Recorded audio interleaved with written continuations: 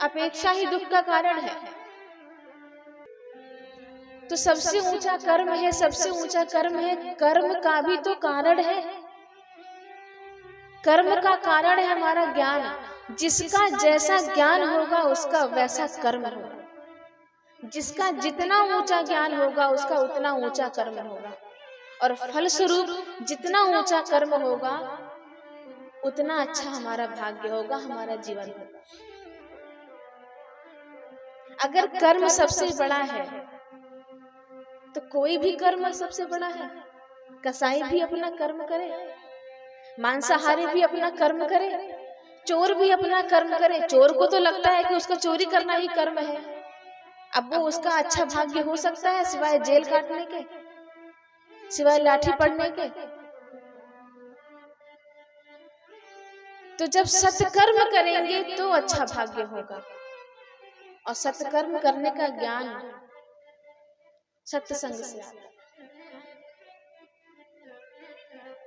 कहते हैं ना, कर्म करो फल की चिंता ना करो। जिसने कल रात को चोरी की है वो फल की चिंता सुबह करेगा कि नहीं करेगा?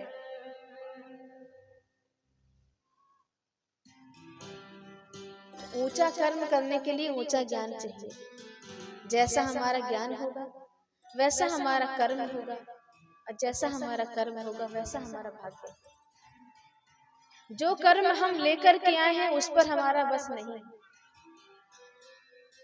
लेकिन आगे हम जो लिख सकते हैं वो हमारे बस में।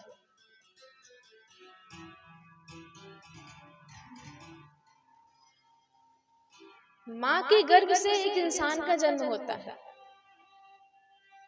लेकिन इंसानियत आती है सत्संग से।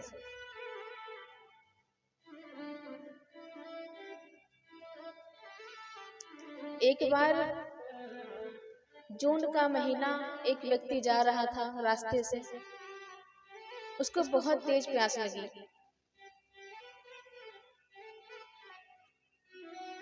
तो उसने आसपास देखा। अब पहले का समय है तो था भी इधर उधर नल कुआं। अब तो गांव में घुस जाओ तो कहीं नल कुआं कहीं जल्दी दिखता ही नहीं है। यहाँ तो हम आश्चर्य देख रहे हैं, कुआं है यहाँ पर। दोपहर का समय था, सबका घर बंद, सब अपने अपने घर में सो रहे थे। चलता गया, एक घर था जिसका दरवाजा आधा खुला हुआ था, आधी खिड़की भी खुली हुई थी। झांक कर देखा तो किनारे सुराही में पानी, उसके ऊपर एक गिलास रखा हुआ था।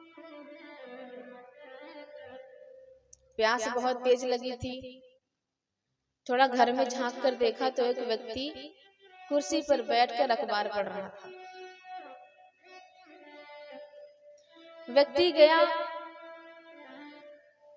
दरवाजे पे उसने दस्तक दी, आवाज लगाया, कौन है? तो थोड़ा भीतर घुस गया बरामदे तक। बोले, बाबूजी बहुत प्यास लगी है, पानी पिला दो। बड़े घमंड से उसने सर उठाया। क्या बोला? पानी पिला दो। कौन हो तुम, कहाँ से आए हो? दिखता नहीं है, शरीफों का घर है। उसने बोला, बाबूजी प्यासा हूँ, प्यास लगी है, पानी मांग रहा हूँ। ऐसे तो मैं देख ही रहा हूँ शरीफों का घर है। पहले घरों पर लिखा था वेलकम, स्वागतम, हरे कृष्णा हरे रामा। आज घरों पर लिखा है कुत्तों से सावधान। हालांकि रहते उसमें आदमी ही हैं।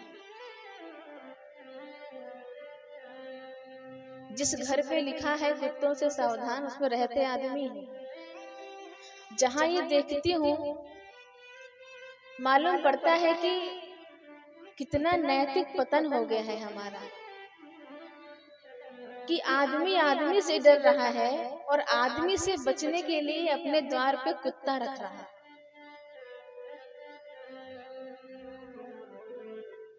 ये आदमी की रक्षा आदमी से की जा रही है, कौन कर रहा है? कुत्ता कर रहा है। ये हमारी नैतिकता है, ये हमारा समाज है।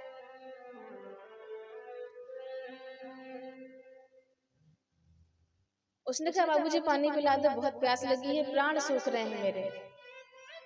हाँ ठीक है, पिला देंगे। अभी मेरे आदमी आएंगे, वो पानी पिला देंगे, इंतजार करो।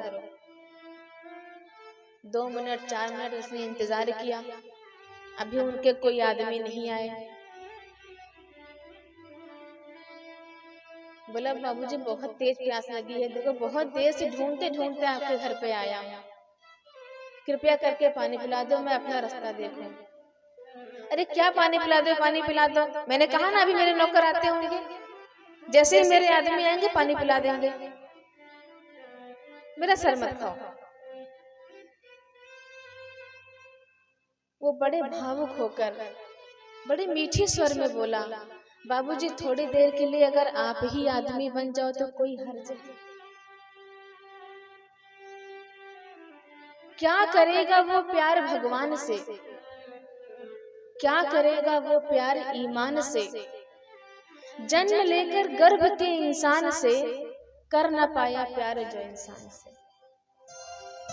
जो जीते जागते इंसान में भगवान का दर्शन ना कर पाए, वो किसी मूर्ति में भगवान को क्या ही देखेगा। ये नैतिकता, ये इंसानियत यहाँ आती है। इस जगह को कोई छोटी मोटी बात मत समझिएगा।